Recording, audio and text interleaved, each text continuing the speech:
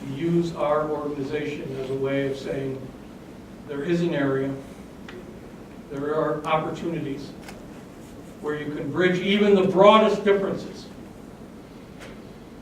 In 2012, as I told Professor Moyer's class before I came here, in 2012, our laureate was an Israeli irrigation specialist named Daniel Hillel, nominated by 3 Muslim Arab scientists from 3 separate Arab and Muslim countries, with the Secretary General of the United Nations coming to Des Moines to help present our prize, and in the audience, an Israeli diplomat, an Arab princess, Princess Haya bint al-Hussein, the daughter of King Hussein, Sheikh from Qatar, all standing and cheering for the same achievement. And I want to finish, and I'm happy to talk about this or about the connection we have with President Xi Jinping, and how I took his dad in 1980 to the Amana colonies. Hope I'm pointing the right way. Oh, yeah, well, you know, I'm from Dubuque. We always have trouble with directions. But he took his dad to Amana colonies, so he saw the plan that he would implement to transform Chinese agriculture the way the Amana colonies had been transformed from socialism and joint ownership of production to individual plots of land and that.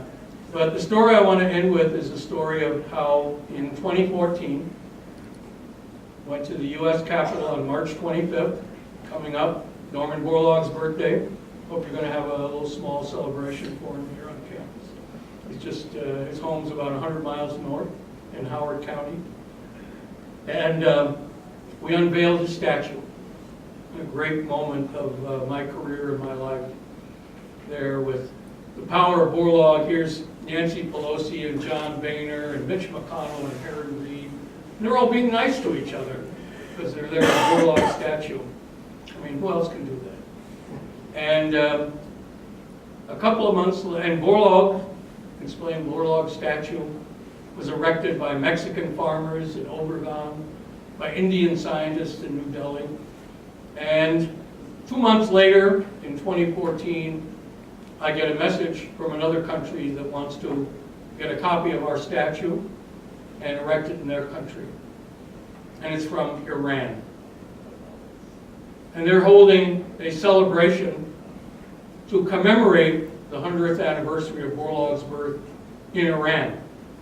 Because as they explained to me, he's a hero to them for his patronage of biotechnology, of genetic modification of crops. So here's this issue the Russians are using to divide us at home, divide us from Europeans, and the Iranians can't get enough of it. So I thought, they'll never let me go. The State Department won't want me to go, but I contacted the Deputy Secretary, Bill Burns, and he said, oh, it's okay. They'll let you go. And indeed, at the last minute, they gave me a visa, and I show up with my wife in Tehran. Now, you have to understand, my wife and I, we got married in Saigon. We didn't get to have a honeymoon, as I had to rush back to Washington to work at the White House in the NSC in 1974. And so we're going to go on our honeymoon to Greece. Now I had said, sweetheart, our honeymoon's going to be in Iran instead of Greece. And so you're kidding, right? And, that's going to be the title of one of my novels, Honeymoon in Iran. Right? So here we are. We show up in Iran. I walk into this theater filled with 400 Iranian scientists, a mullah representing the Grand Ayatollah, secretary, the Minister of Agriculture, and I'm going to talk to them about Norman Borlaug and biotechnology. And I told them about the World Food Prize, and then I shared a story with them about seeing Elie Wiesel, the Holocaust survivor, at the 100th anniversary of the Nobel Peace Prize in Oslo. I was there with Borlaug. Only 3 Americans ever have Nobel Peace Prize, Presidential Medal of Freedom, Congressional Gold Medal, our highest civilian honor. Only 3 Americans: Martin Luther King Jr., Elie Wiesel, and Norman Borlaug. Now here's Elie Wiesel. He's in the Lutheran Cathedral, and he's talking to the congregation, Lutheran congregation, and he's telling them that he was pleased to be there. He and his wife were pleased to be there with her. But for many, many years, they could never do that. They could never be with Christians because of the terrible, terrible things Christians had done to their people. And he said, but, you know, we've come to see that, of course, all Christians like that, and we can be with Christians. And we're pleased to be here because we believe that people who can stand together, sing together, cheer together, can live in peace together. And I'm telling this story in Iran, and I'm saying, just imagine that Iranians and American scientists, specialists in biotechnology, coming together, working together, using biotechnology to cure the rust disease that's devastating crops around the planet, including in Iran, including in the United States.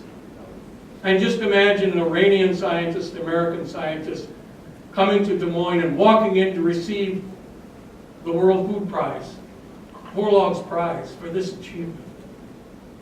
And the audience filled with Americans and Iranians, people from around the world, and they're all standing and cheering for this achievement, leaving unstated but understood, and living in peace together. And I didn't know what was going to happen. I didn't know what the reaction would be. I invited them to send their top scientists to Des Moines to come and be part of our symposium, which they did. But I didn't know what would happen as I finished. And I stepped back from the podium, and led by the mullah and the Minister of Agriculture, they all jumped to their feet and they gave me a standing ovation. The only senior State Department guy, former ambassador of the United States of America, ever invited to Iran to give a speech to an Iranian conference, and they were giving me a standing ovation. Iran's a tricky place to deal with, and there are lots of elements, if they had been there, wouldn't have given any American a standing ovation. But there's a huge part of the country that is hungry for this. And if there's going to be such opportunities to build peace, it'll be along that model that John Crystal showed us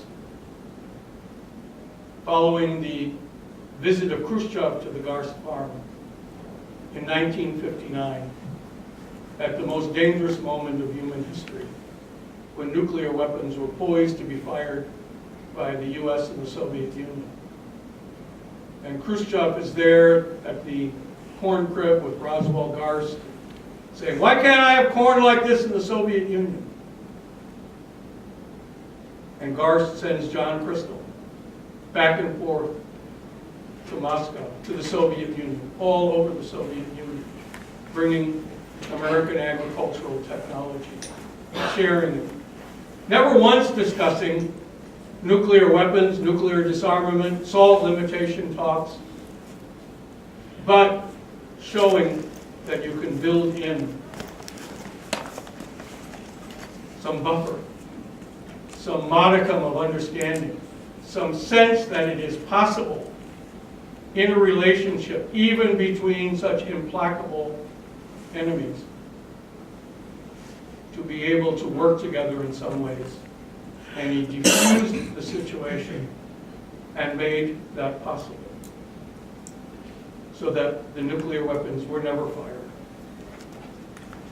I cited John Crystal in an article I wrote a couple of months ago about North Korea, and said, my hope is that President Xi and President Trump, when they met with Xi and would ask the World Food Prize to send some of our laureates, our Chinese laureates, American laureates, African laureates, Indian laureates, to go to North Korea.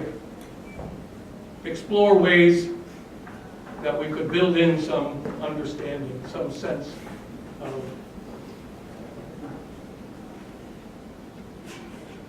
being able to work some ways together to lessen tensions. So here we have the Russian effort to divide us. And if I were looking for a way to hold Americans together, to find that common ground, the one person I think we can still turn to is Norman Borlaug, and the pride that everybody feels in this state that we have and we do alleviate human suffering and help feed hungry people and fulfill the legacy of Wallace and Hoover, George Washington Carver, Jesse Shambaugh, and John Crystal. So thank you for having me here. I'm happy to take questions. Wayne, if that's and just say Wayne Moyer is such a treasure there, and this is dangerous for me because he knows so much more about agriculture and policy than I do, being a kid from Dubuque. We never worked in farming, but I'm so thrilled to be able to talk to his class on that. So thank you.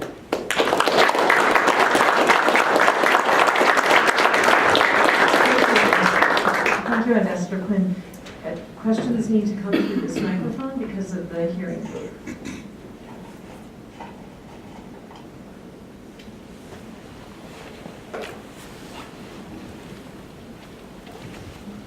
I was there that day at that statue dedication at the Capitol. All right. It's a pretty neat day. It was. But I had a question about your conversation with Cyrus Vance. I don't know that you ever spoke to the Secretary at that time. I did. But I know that a very similar letter was delivered to Secretary Tillerson most recently, or within the last 6 months. What's the difference between the state of Foreign Service professionals in 1977 and today in 2018? Well, I don't know now for sure, but I know there's a sense among a number of people who I know are colleagues, they've retired, they've left the department. So it certainly seems from everything I've read that there's a sense of some disengagement and uncertainty about how much they're valued. Back in 1977 and 78, when we were up knocking on the door, it was a sense that for a number of reasons the department was moving away from the commitment to excellence and rewarding excellence. We all felt we were, I think, engaged. I was working for Dick Holbrook. He was brash young assistant secretary. He was out doing things, making things happen. But we saw, particularly those who came out of Vietnam, because in Vietnam we got more jobs, better jobs, about what you could do, how could you perform, what results did you bring in. So I think there was more of a sense of that the Foreign Service was valued, and I think now there's a question of, well, how valuable are we, is it seen of what we do? So I wrote an article about that, and I said if you go back to 1941, you will find that it was a Foreign Service officer in Japan who wrote the cable back that said 11 months in advance that when relations deteriorate, Japan will attack Pearl Harbor. I, out on the Cambodian border in 1974, discovered the Khmer Rouge. So I'm the first person in the world to write about the Khmer Rouge and what they were about, and the incredible, radical, genocidal policies they would be following. And I wrote a long 40-page paper. I said it probably wouldn't be long enough for Professor Moyer's class for a research paper, but I thought it was a pretty good effort. And nobody believed me. Nobody in the state, nobody in the US government believed me. I had it right. I later wrote my doctoral dissertation on Pol Pot, why they killed 2 million people out of 7 million population. So I think we felt that we were engaged, that we mattered. I've been at the NSC and have been very close to things that were happening, been involved intimately in the end of the Vietnam War, the evacuation from Saigon. I think now the question is, what is the perception of the role of the Foreign Service? How valuable is it? And I suppose that's the question, if you're thinking about a Foreign Service career, you'll ask yourself. My hope is that, and I was just in China